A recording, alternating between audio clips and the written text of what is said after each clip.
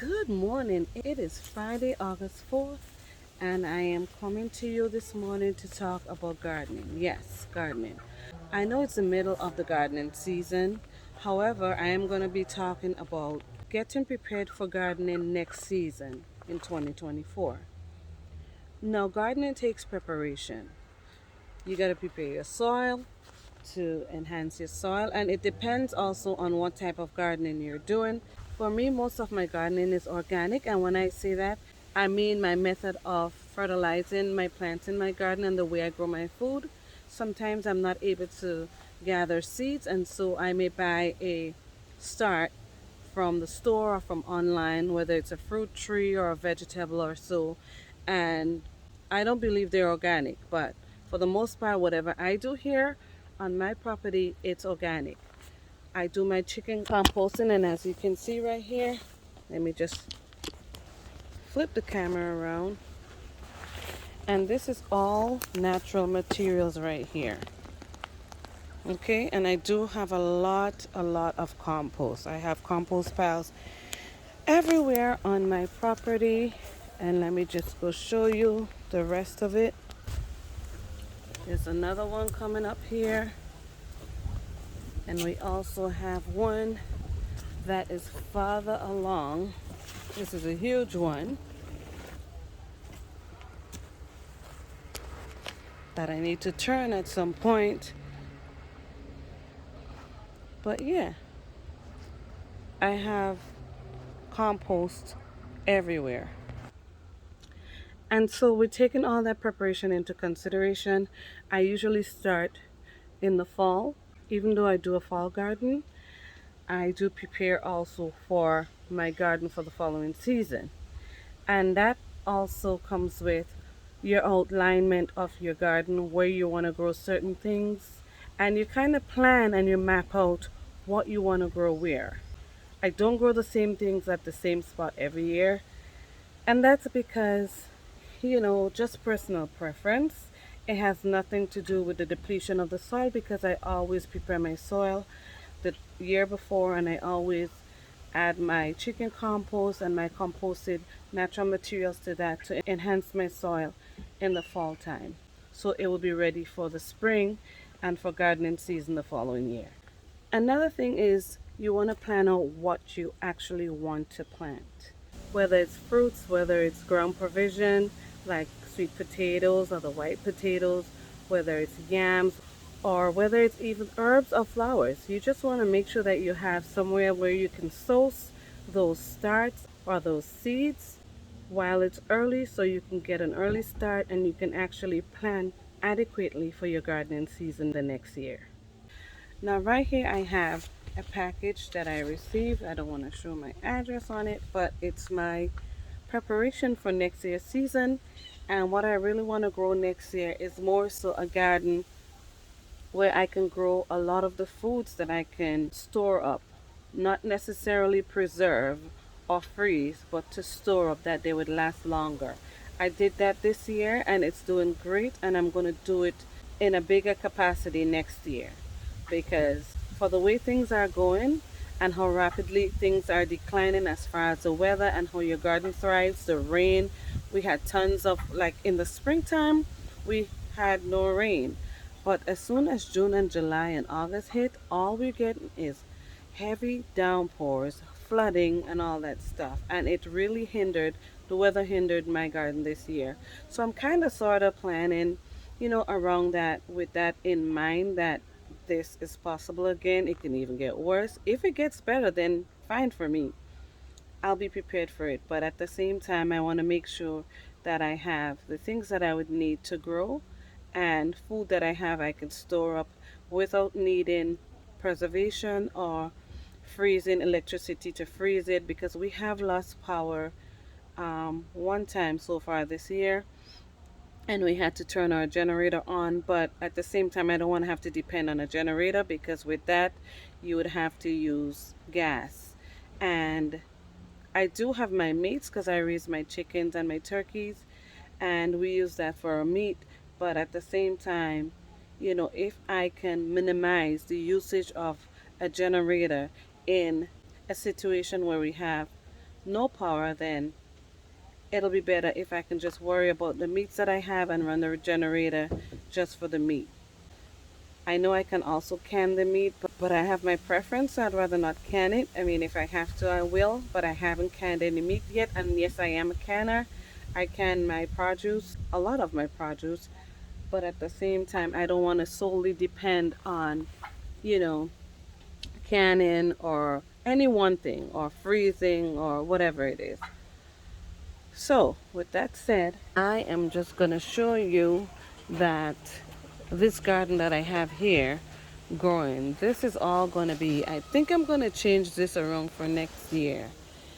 And the reason being, I mean, it has really good soil here, and this is really growing. And I pulled all the stuff that I had in here already. I had brassicas, I had carrots, I have ginger in here, as you can see, and other kale and stuff. My beans is growing really well in here. Last year I grew a lot of squash and tomato and peppers in here, and this year, as you can see, well, these are actually volunteer tomatoes, and I just kind of looped it through just to stabilize it right here so it doesn't fall over. But every year I tend to plant different things in the same spot,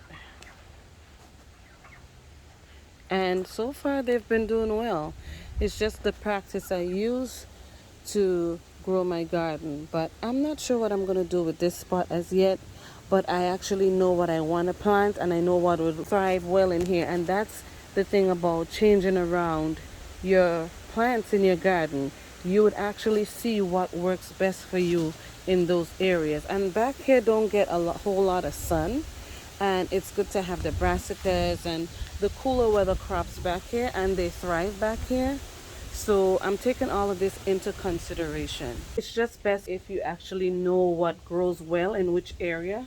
If you map out where the sun goes, the direction of the sun from the time the sun rises to the time it sets, and what plant needs a certain amount of sunlight to thrive and to produce well. So these are all things that we need to take into consideration when we're doing our gardening in order for us to have a successful gardening season. Also think about the things that may need a trellis, that you can maximize your space, because these running vines need a lot of room. And you can also maximize your growing potential by using the space that's under the trellis. See, the sunshine is still getting in there. So that's something that you also want to take into consideration. You also want to think about the things that you can use, that you can grow as dual purpose, or more than one, not even just two, but more than one purposes in your garden. Like this right here, it's agastache, and it's great for the pollinators. As you can see, there's one right here. I don't want to bother it. And you can use this also as an herb. Do your research. I also have here some marigold that I grow from seed. It has not started to flower yet, but I planted it right next to this tomato right here. So that's also going to help with deterring the bugs and the pest that destroys your garden.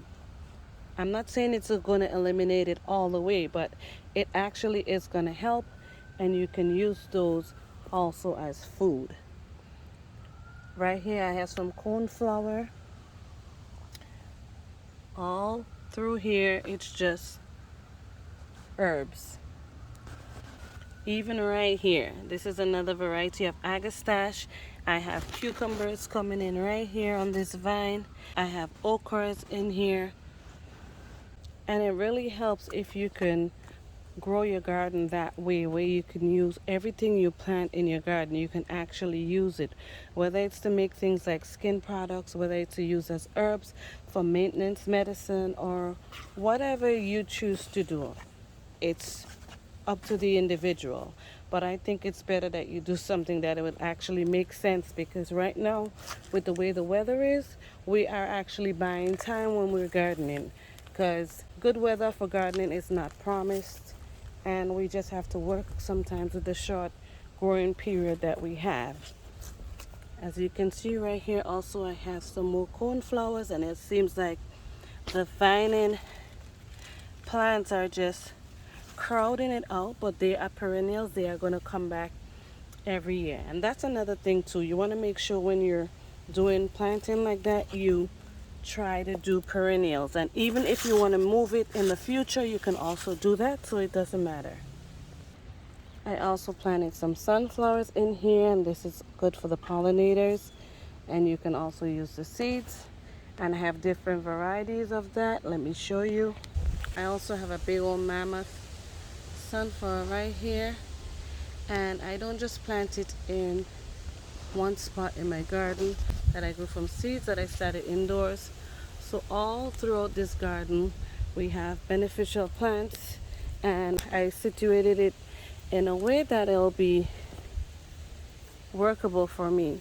But I am going to make some changes for next year because, as I've said before in my videos, I do not tend to plant the same. Well, some of the things I am going to replant, but I don't tend to plant the same thing every year. And look at my brassicas. They are doing really well, even though there's still some leaf damage on there. But I go in and I hit it real quick with some water and vinegar, and this is how it's doing. It's not burnt at all, and there's minimal damage on the leaves. So that has worked for me tremendously, and I am going to hang on to that recipe because it works. These are my strawberries I grew from seed this year. Forgot what variety this is. Oh, it's right here. Okay, okay, white soul strawberry. So this is a white strawberry right here, and back here is this is a different one. I'm gonna find the tag, but I know it's a different one. But it's flowering. I planted this in the spring. I started it indoors on February 25th, as you can see right here on the sign. But I just, oh, look, they're coming in. We gonna have strawberries, and they're from seeds. Like I said, I can always transplant these, so it's no biggie. I just wanted to make sure I put them in an area where I can get them going. So I'm gonna have a good start with them, but I'm gonna probably move some of them into a different spot. I think I found the tag. Okay, so this is the Yellow Wonder strawberry that I started on 5/23, and look how much of a difference this is, because I started it outdoors. This one I started it indoors, and they're almost the same size. The only thing that this one is not yet flowering. But I see some changes in my garden again for next year that I'm excited about making. But every year I grow my garden, I grow it the way I want to grow it, the way I choose to grow it. And I learn as I go along. Nothing's perfect in the garden. And you have challenges because there's obviously things that you have no control over, like the weather, like the bugs and all of that. Well, the bugs you can control it some, but I choose not to use certain things in my garden, and I only just use really the water and vinegar solution to keep the bugs at bay. And I also take into consideration the pollinators because I don't want to keep them away. I want to invite the pollinators in, and this is why I garden the way I do. So yeah, that's it. And even on the outskirts of my garden, let me just show you, I plant flowers too because I'm a flower girl and I love flowers. So you would see sometimes I have flowers on my property. So right there I have a semicircle. Give you a better look. And these are my hibiscus. I moved them from over there, and it was like inside of that barrier area, that fencing, because we actually extended our garden this year, and that's where they were. But look how much they've grown in one season, and they're doing really, really well. These are my mums, and more sunflower, gladiolus, sunflower again, and this is another hibiscus starting to flower. There's a lot of flower buds on it. Then I have another one here that I transplanted because there's another one here. And of course my bird bath, I need to clean that out for the birds. And you know, it's just everywhere I tend to make the most of my gardening space. Sometimes I feel like I have so much space. There's another compost pile. And I have some more blueberry bushes up here on this side. I have like 16 blueberry trees and I'm getting blueberries from all of them. So think about it. See, this one's a later variety. But yeah, I'm going to keep growing. I'm going to keep gardening because that's what I do. That's where I find my peace and my joy. And it's a positive thing. There's another compost pile again. I can't tell you how much I have. There's another one right there again. So yeah, I gather, I clean up, and I gather everything in my garden to compost it. Oh, look at that beautiful tomato right there. Gotta go in and get it. It's probably so sweet. I don't know what variety it is. And for all I know, it's probably just a volunteer. I have so much volunteers that I had to stake up in my garden.